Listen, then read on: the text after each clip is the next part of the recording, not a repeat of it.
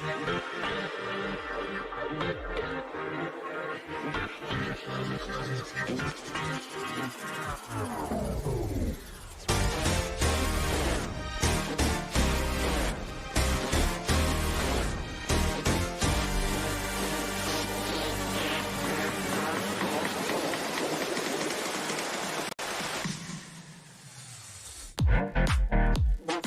morning, Dubai. Welcome back to the Lovin Dubai show, where we go through all the trending stories that everyone in Dubai is talking about. Today, again, we are praising the UAE as it's once again ranked #1 in the world for handling the COVID-19 pandemic. And speaking of first, the world's first floating resort is all set to open in Dubai in the next 2 years. We're going to be talking about all of the superstars who are descending on Expo. We're talking Bill Gates, Alicia Keys, and of course, Eva Longoria, who was spotted at Expo. And you can see her video on Lovin Dubai right now because we just posted it. On my Instagram. And not seven amazing events, like we'll see what the count is, to be honest, but amazing events to look forward to. Let's see later in the show how many we can come up with. Exactly. Can I include my driving test passing celebrations in the list of things to do? Did you pass? It's today, right? The test? It's today, but before the show I told Ali I was going to fail, and he was like, no, you can't say you're going to fail, you have to say you're going to pass. Yeah. It's my first initial road test before I'm even allowed to step into RTA. Is that normal? You have to do it with your school first, and then they're like, okay, we have done a good training, so now you can go to RTA. I didn't have that with Emirates Driving Institute. I just had like the parking, the something like there's parking, there's I don't know, emergency brake test and something else, and then you just go out. Like there's no like all your tests were RTA tests. Yeah. Maybe they've changed that. Maybe I just did it like such a long time ago to remember. But oh my god, this is such a huge step, Casey! It's going to be a long road, and you're going to hear about every second. Because I've heard that you failed, that these tests are quite easy to pass. Positive thinking. And also, because let's say, for example, it's been a while since I did my lessons, so how am I going to remember every time? I don't know, it's so confusing. You will. You just gotta... You look left when you want to go left. Before you go left. Don't confuse me.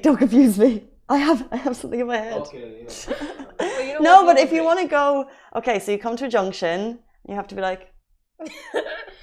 No, you don't have to lean forward. You have to lean forward. You have to make sure that they see that you're looking at a junction. Even aside from the mirror, you have to look backward as well.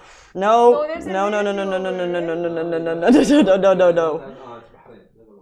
You have to look back. This is also confusing because I actually went through all of the lessons in Ireland years ago, and the rules are quite different. So here you're encouraged to go a couple of kilometers above the speed limit. So my driving instructor was like, let's say for example 40. He's like, go 45. I was like.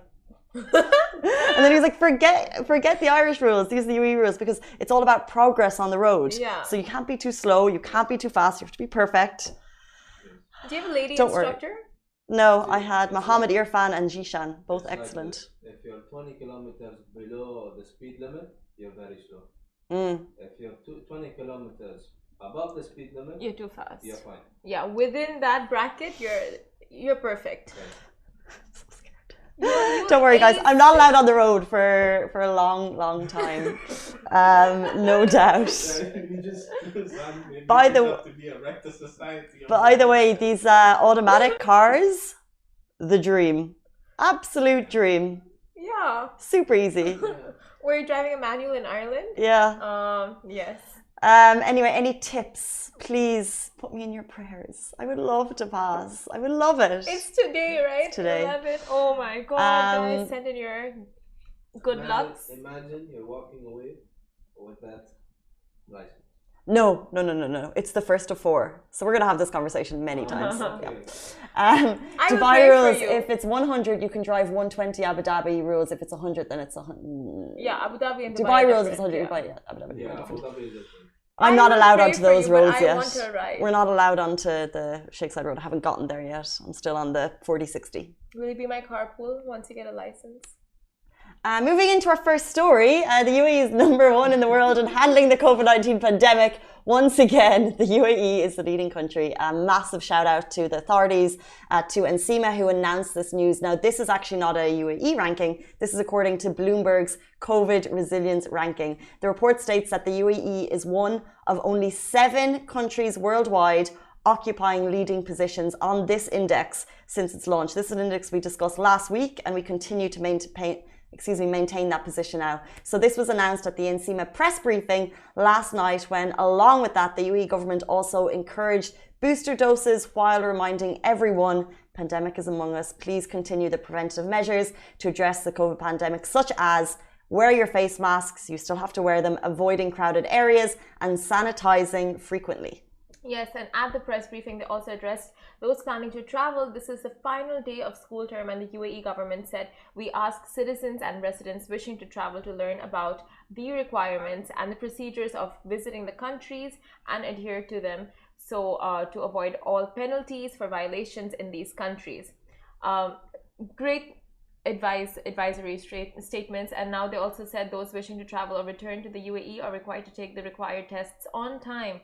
So each country will have a different bracket for, you know, when you can till when your PCR tests are valid. Some have 96 hours, some have 48 hours. So make sure you guys check on that well before, so you're completely aware and plan it accordingly. 100%. Today is the day. Today is end of school term. If you are a teacher, a student, you must be super duper excited, potentially traveling. So this is kind of the information that you need to know. It was great to get that update from authorities right before the holidays as that reminder. The airports are going to be busy as always during the holidays, so arrive plenty of time in advance. Have your PCR test done in the correct time. And the most important thing from that update, I do think, is to make sure that you check the requirements of the other countries. You're probably inundated with Dubai news. You know exactly what's needed here, but it's actually all about the country that you're going to. And also, I would just suggest kind of monitoring the COVID situation in the country that you're going to. We don't want a repeat of last year of people getting stuck, and that's kind of already happening it is already happening. So just be very, very careful of the country that you're going to. Yeah, I don't know. It's these things, they just happen though, don't they? So it's so annoying. You would think by this time, you know, travel would just be back to normal, but it's still so dicey. Like everything is up in the air. Well, because for example, obviously we are at in the 90% percentile of population vaccinated. Yeah. So in the UAE, we're super duper fortunate, which is why people are kind of considering traveling freely. However, the country that you're going to may not have those privileges. True. And that's why you need to watch out. Yeah, but like you said, it's the last week of school for our kids and teachers, and they're gonna come back to such a different, just everything, the weekends, the timings. Oh my god. I don't know, I really feel for kids in just today's generation. Like they're going through a lot, right? From the COVID to the weekend changes. Hold on, they've just had their 5 days reduced to a 4.5-day school week. I don't know what kind of... They're happy. They're grand. However, I did meet a mother yesterday, and she said, with regards to the school days being moving from a 5 to 4.5-day, tricky for parents, one, and also two, how are they going to get the curriculum into that half day? Yeah. But actually, do stay tuned, because later in the show we spoke to a partner at a law firm here in the UAE to discuss the new weekend regulations, and he said it's worth noting that, for example, with the public sector, their hours, although they've been moved to a 4.5-day, the hours on the 4 days have actually increased. So there's an extra hour per day in the week there. It used to be 8:30 until 2:30, and now it's 7:30. So there's an extra hour in the week in those 4 days that was pointed out, which I actually hadn't been aware of. So it is worth noting that the other days are getting longer. Great news for kids. You win some, you lose some. But moving on to our next story, the world's first floating resort is all set to open in Dubai in the next 2 years. Now, just when you thought the creative level thinking for hotels and resorts was saturated in the market, especially in Dubai, news broke of a one-of-a-kind 5-star resort that will be located in the Arabian Gulf. So it's official now that the Kempinski Floating Palace Resort is all set to open doors in 2023 with 156 rooms and suites and 12 luxury floating Neptune villas. Now, there will be designated place where guests can catch a speedboat from the beaches on the Jumeirah Beach Road to get to the bougie resort. And now premium travelers can also arrive through via a helicopter, via private yachts or helicopters. So, you know, they have everything planned out. And the floating resort will be made up of first-class service, swanky bars, as you can expect, a luxury spa, a roof terrace, a private infinity pool, and rooms with these incredible floor-to-ceiling windows to serve guests those overwater views that they're definitely coming for. And what's cool is that we've actually kind of been following these villas since the inception, because back in May 23, we saw the villas moving into the water for the first time. Yeah. And I don't know about you, but actually seeing it from the start, you're kind of like, that's incredible. Like we had Hala here on the show, and she said she spoke about like before the Burj Al Arab was there, and then when she saw it being built. So for us, this is obviously going to be another iconic landmark. So it's very cool to have documented that back then, kind of the futuristic, these round-shaped yachts, unique solar-powered propulsion systems, all these fancy things, and then to know that it's just going to be turned into like luxury Kempinski resorts. Kempinski, dreamy bucket list there. Oh my God, Kempinski's have the best properties. Like, I've been to the one in Turkey next to the Bosphorus River. Oh my God. When did you go there? Like years ago. I'll carpool there with you. If you can. Oh, you can't carpool with me in Dubai. I have a time schedule. Please. We are on the same time schedule. Are we? Okay, fine. Do you want to go at the same time? Because we can. I mean, if you pick we'll see. We will discuss that in January. That will be a new year, new thing. New year, new case. Would you trust me in the car? Would you trust me as a passenger in the car? It's a two-way street. Jumping into two-way streets, and you should be on the road to Expo. Here is why. The superstars at Expo are just getting bigger and bigger. So yesterday, Bill Gates arrived at Expo 2020 Dubai. Now, you may not have been aware that Expo had actually teamed up with the Bill and Melinda Gates Foundation to support grassroots innovators with the ambition to improve the lives of people living in challenging environments. And this is all happening at Expo, many of which have been worsened by the current global health crisis. So yesterday, Bill Gates, Microsoft founder, billionaire, was at Expo 2020 Dubai. Now, along with his work empowering innovators, he also dined at Cafe Milano, and he had a chance meeting with Sheikh Nahyan bin Mubarak Al Nahyan, which we have the video on our Instagram actually. And Bill Gates' work at Expo includes empowering innovators working on creative solutions. The initiative will identify, co-fund, and upscale ideas with a specific focus on water sanitization, health, agriculture, and financial inclusion, and will aid millions of people around the world. And this is literally what Expo is about. Yeah. Like, it's about using future solutions to help people around the world. It's about the world coming together. So the fact that Bill Gates is there at Expo supporting it is just amazing. And I think we were all quite shook by him being there. And then it just continued. It snowballed because also this morning we saw videos of Eva Longoria herself being at Expo and speaking to Opti, the Expo robot, and just, oh, so cute, asking for directions to the USA. Bill Gates wasn't asking for directions. I bet he knew. I bet he just saw a map and he just knew. But you know what? Bill Gates is single now, guys. If anyone wants to give that a try. Interesting line of thought. Yeah. You can ask Opti that when you're there next time. Do you have a chance? I've always thought Bill Gates is quite cute. Right? Yeah. I think it's the money It's talking. not. No? It's not. I watched the Netflix show. He just devours. He's a machine. Like, he just sits and devours books as though, I don't know, when he just like retains information. It's just amazing. Gosh, I don't think he's human. He's like a human computer, human robot. It's amazing, the brain. You know, you would want to like really analyze that and see like if some parts of his brain are just like not comparable to the normal brain. I'm sure he and Opti have a lot to talk about. Opti isn't a man of many words, but yeah, I'm sure. Anyway, so Bill Gates at Expo, Eva Longoria is at Expo. She was actually there as part of a stand-up discussion. I think it was with L'Oreal to discuss women against street harassment, and it's really great to see people with such massive social media power putting their names behind something so important. She headed to the USA Pavilion, and not only that, but today I know that there's a press meeting with Alicia Keys, who is performing tomorrow at Expo 2020 Dubai, and that's if you have an Expo ticket. Like, she is phenomenal. She is amazing. She is just the most incredible woman. She was actually at the event I was at last night. Oh my God, did you see her? No. How did you know she's there? So at it was an awards ceremony, the GQ Middle East and Samsung Galaxy event. And at the very end, Swizbeat's her husband, he won an award. So he was on stage and he was like, by the way, I'd like to thank my wife, Alicia Keys. And it was like, I've been sitting in her presence for 2 hours. I didn't know. And then, so I assume her arrival was quite quiet because I was kind of standing like central. I was looking around. I was alone. So I kind of like, you're spotting people all evening. And then, and that was it. And then I saw other people's stories. They clocked her at a front table, but like, what a superstar to like just pop in, not make a massive fuss, and then her husband to just like mention her on stage. Adorable. These celebrities are the best. But guys, we move on to some amazing events you can be looking forward to this weekend.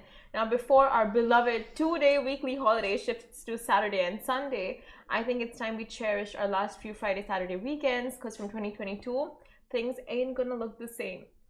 So from the Grand Prix to the after-race concerts to all the festive celebrations in town, here's how you can be making the most of your weekend. So starting with, strap on your seatbelts for a dramatic season finale filled with a fierce race between the legendary F1 teams as they battle for the 2021 FIA Formula One World Championship title in Abu Dhabi. Now that is so thrilling, and you can book your tickets. It's going to be taking place at Abu Dhabi Grand Prix Yas Marina Circuit from 10th to 12th of December, and the starting price for the tickets are 995 dirhams. Actually, they've sold out. It is a massive, but I know people will be watching, and also if you just want to be part of the F1, just go down to Yas Marina and try and get yourself a place in any of the restaurants. But it is a massive finisher for F1, Lewis Hamilton, and someone tell me now who it is, because it's a massive finisher and it's the end of the season, so it's a big, big race. And they announced yesterday they've sold out because it's going to be a massive race. So excuse our F1 knowledge, but it is a big race and that's why it's sold out. But along with that, you can obviously, if you have those tickets, enjoy an entertainment-packed 4-day calendar of performances from world-famous stars Khalid, Stormzy, Lewis Capaldi, and then Foo Fighters. And the best part is you can also upgrade to Golden Circle, and there are private suites available as well still at the Aslam After Race concert. So if you want to really level up and get like VIP parking and butler service and bottles included in there's a price tag, it's not cheap, but you can do that still at Etihad Park, Yas Island, and that's also obviously going on throughout the duration of the F1, which starts. It's F1 weekend. How has that happened? Concert tickets start from 195 up to 395, a 4-night package from 495. And honestly, like the suites, I was reading about them, but they are expensive. But if you go with 20 persons, like the suites can accommodate, you can just split the cost. The difficulty is finding 20 people. Yes. Did not think that one through. Do we have 20 people? Get down to Abu Dhabi. I struggle getting one person with me, like. Just same. Right? Yeah, 100%. Now, if you were offering to pay, I could no problem find 20 people. Right? Yeah, but if you actually you have to pay for yourself, not a hope. Not a hope. Casey speaks for the people. And next up, you can also attend the debut of a globally renowned multi-faced event spread over 3 days, focusing on business, entertainment, and innovation. Now, day 1 is open for business executives. Day 2 and 3 is open to the general public and features a concert with Wizkid and Alisai Harley, immersive experiences, professional displays, masterclass talks, garden parties, street food, and influencer appearances. Oh, it just goes on and on. And obviously, not only is it F1 weekend, not only is there big events happening in Abu Dhabi, it's also the festive season, which if you are looking for something fabulous to do with your family, so parents, this is for you. The kids are off. Take them to Wafi City from the 8th until 24th of December, 8:30 a.m. to 9:30 p.m. They have so much going on down there with like roaming marching bands and Santa's grotto. Santa's coming. Elves. Santa's coming. He's really busy. He's so busy. but he's going to be there. Just for the Dubai kids. I'm thinking I'm going to like write a letter to Santa this year. I haven't done that in obviously like 50 million years, but why not? Santa's not real. Chris Fade was there last night, guys. Who was that? Hi. Chris Fade was there last night, so. Oh. Yeah. You've just ruined what do you mean? You've ruined everything. You didn't know Santa was not real? Stop it, Simran. Okay, sorry. I'm writing my letter. I know exactly what I want. I want 5 things. I know the order. But who's going to read it if stop, he's not real? Simran, stop. It's my Christmas dream. He comes every year. I see him at Wafi City. And don't. Have you ever tried pulling on the beard to see if it's real or not? You're literally that like 12-year-old talking to 6-year-olds in school and you're just ruining everything. That happened. That's how you remember, like, you ever... Oh, I'm not going to go into like, you punch his stomach to see if it's a real stomach, pull his beard. Anyway, the much-awaited tennis championship is also something you can check out because it's finally here. The Mubadala World Tennis Championship is finally here, and now's your chance to watch stars like 5-time winner Rafael Nadal and the UK #1 Emma. Besides the tournament, there will also be live cooking, kids activities, food trucks, and so much more. And as we've already mentioned, Alicia Keys, the one and only, is going to be at Expo 2020 Dubai as part of your Expo 2020 pass, which, by the way, we've discussed before. The festive pass is now available, 95 dirham, and it also includes your Christmas Day celebrations at Expo. It includes your New Year's Eve celebrations at Expo. It's an unbelievable deal. Now, Alicia Keys is going to be there on Friday, I think 9 or 10 p.m. as part of the Infinite Nights show series. Now, she's the first international performer to come, and it's all taking place at the heart of Expo 2020 Dubai. Now, Alicia Keys is celebrating 20 years of outstanding music success, and she's actually going to launch her new double album at Al Wasl Stage, Al West Zone, Expo 2020, 10th of December, 10 p.m. Don't miss it. And if you can see the visuals beside us on YouTube, Facebook, Twitter, TikTok, oh my God, it looks like magic. She's magic. I saw her at Dubai Media City Amphitheatre, and it's one of those concerts. I'm not super musical, so I don't remember all concerts. Yeah. But Alicia Keys, she's so soulful and she's so talented. She's like playing her piano, and she's just like it's like she's like vibing. And you know, when you see a superstar who's probably done this millions and millions of times, you expect it to be a little bit rehearsed, but she just felt so natural, and her voice is just so stunning. And the fact that, you know, she's playing instruments, it's just phenomenal. Her vocal cords, the vocal range that Casey very much has as well. Like, if you saw on Instagram in the beginning of the show, the Christmas caroling. Okay, one line from her song.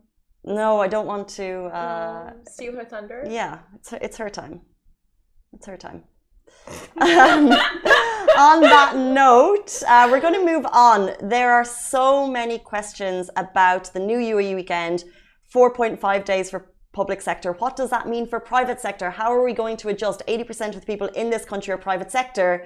How does that affect us? We spoke to Omar Al-Helu, Hadef and Partners partner, who answered a lot of your questions. If you're on Instagram, please jump onto Facebook right now to watch it, or Twitter, or Instagram, or YouTube, or TikTok. And Facebook is going to be with you in about 5 seconds. Let's count it down. 5, 4, 3, 2.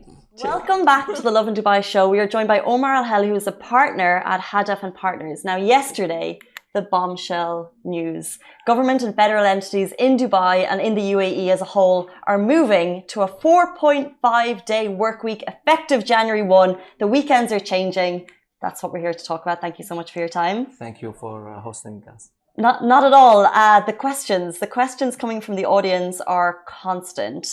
This historic news, landmark news, the weekend is shifting. How long do you think this has been in motion? Is this a snap decision? I don't think so. I mean, based on our experience with, I mean, this is not the first time, by the way, that the UAE government changed the weekend. I remember when I was in the primary school, I used to work, I used to go to school for 6 days. Mm-hmm. So then I think in 1996, the UAE government announced that Thursday and Friday will be the weekend. In 2000, that must have been amazing. In 2006, another change also. from Friday to Saturday, and yesterday the new decision made to shift it from half Friday to Sunday. So with the UAE, it's not the first time, and I think the UAE government studied this decision before issuing it carefully. And the main, or there are a lot of reasons behind it, and the main reasons is related to economy, the business, the stock markets, the banking sector. It will help a lot to enhance the UAE economy in future. Yeah. I think so. Those are the top reasons why it's happened. But we want to go to you and to your questions, because once it was posted, like really, we have not seen engagement on our posts like this in a long time. And the primary question for 80% of the population here who works in the private sector, similar to me and you, actually, yes. Are we next? Hopefully. In your opinion? No, hopefully. But if you talk about law, yesterday the Ministry of Human Resource and Emiratization issued the decision and says that it's up to the companies and the employers to decide on the weekend.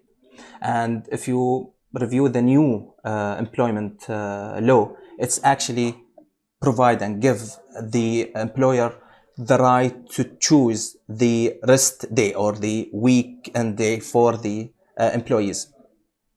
The employees in general have to work or shouldn't work more than 8 hours per day. This is as per the new law, guys. Okay, or if you count it in week, it shouldn't exceed 48 hours.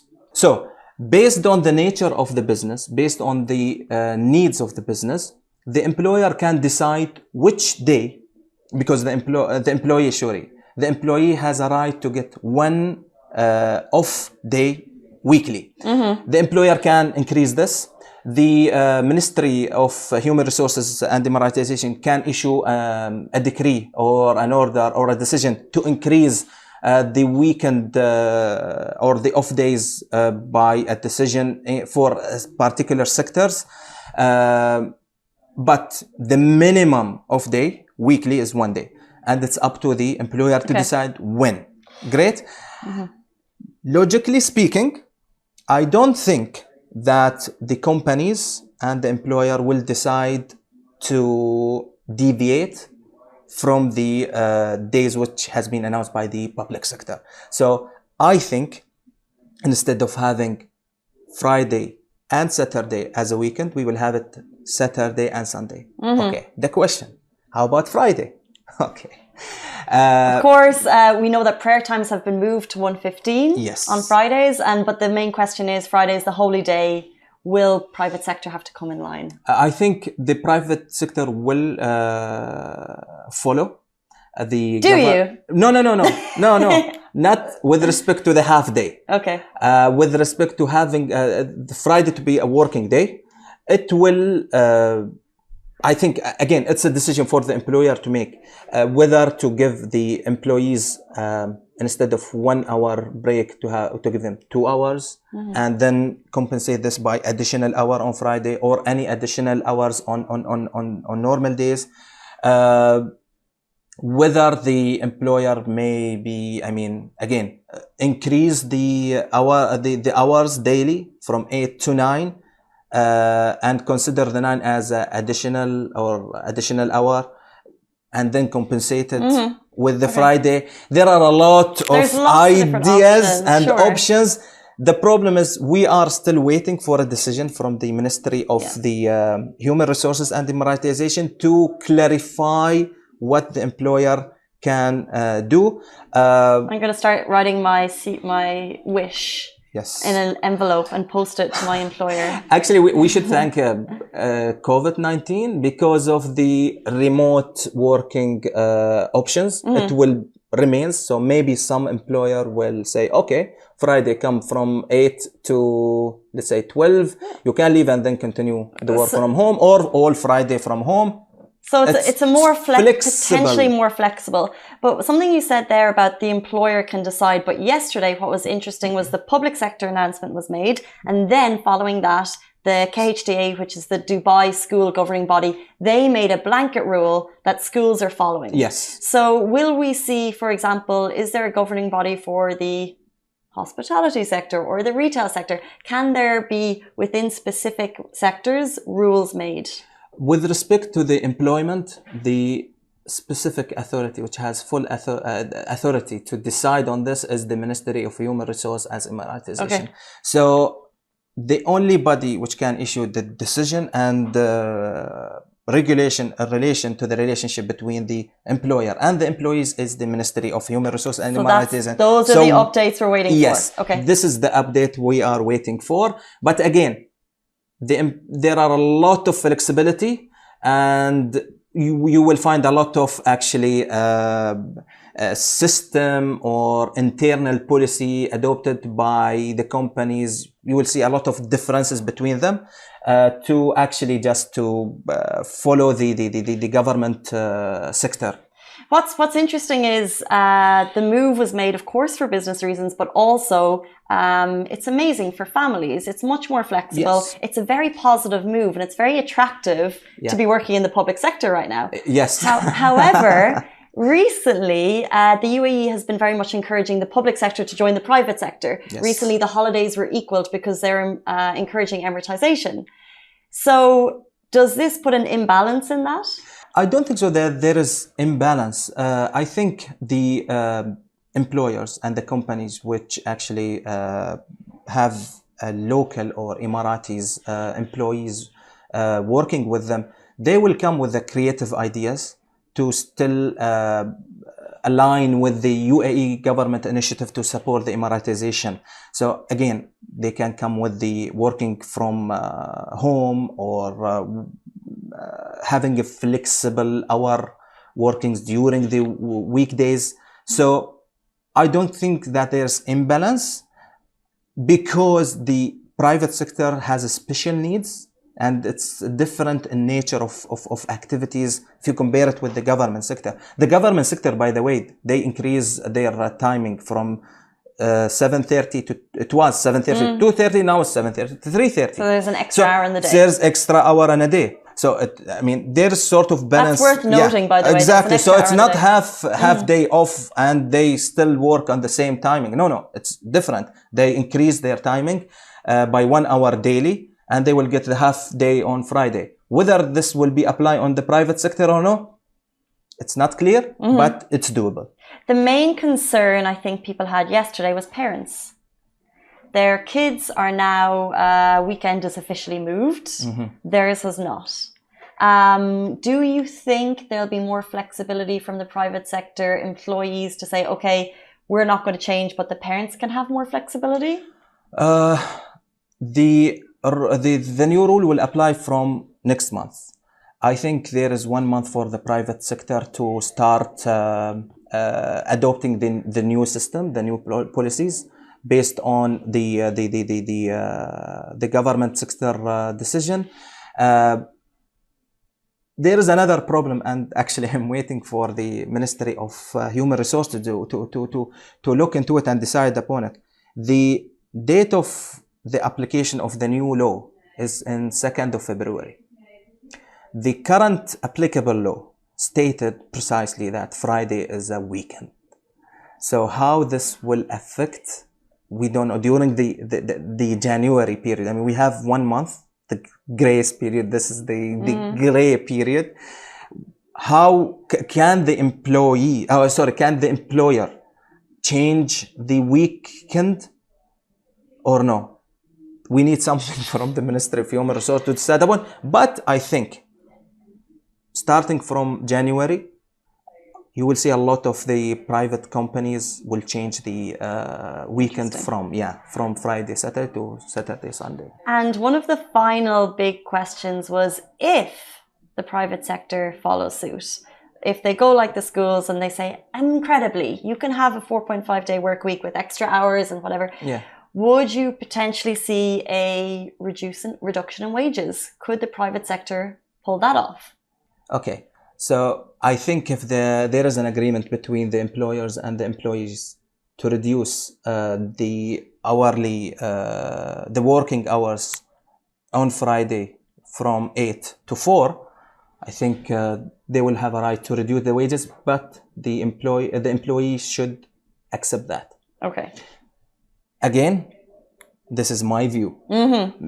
There will be a regulation, again, a regulation and circulation will be issued from the Ministry of Human Resources and Maritization in relation to this issue. But I can't see any reason to say no. So there are still question marks as to what will happen with the private sector. Finally, very important question came from T.Chami on Instagram. What happens to the Friday brunch? It will be Saturday. It'll be Saturday. Okay, guys, that's it. Sorted. Good to know. We're absolutely fine. Thank you so much for your insights on that. We really appreciate it. That's Omar Al-Helu, who is a partner at Hadef and Partners. We appreciate your time. Thank you very much. We are back with you every single weekday morning. Have a brilliant weekend. We'll see you on Sunday, same time, same place. Bye-bye.